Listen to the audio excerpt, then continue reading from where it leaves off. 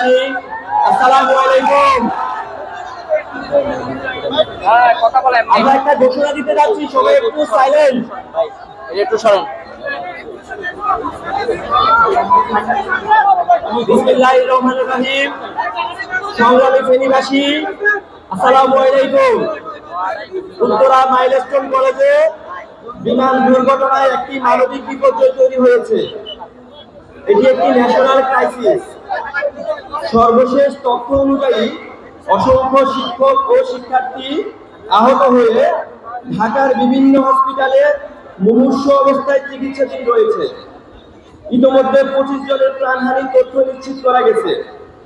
ঘটনাস্থলে জাতীয় নাগরিক পার্টির রেস্কিউ ও মেডিকেল টিম একযোগে কাজ করে যাচ্ছে। আমাদের জাতীয় নেতৃবৃন্দ এই মুহূর্তে মাইলস্টোনের নিহত ও আহতদের পাশে থাকার প্রয়োজনীয়তায় ঢাকার পথে রওনা দিয়েছেন।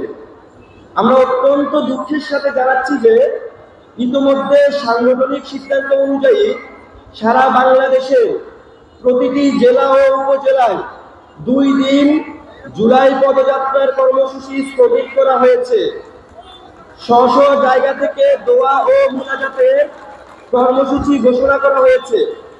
পরবর্তীতে আমাদের পদযাত্রা কর্মসূচির ফেনী শিডিউল জানিয়ে দেওয়া হবে। এই মুহূর্তে আমরা নিহতদের স্মরণে 1 মিনিট নীরবতা পালন করব এবং আহত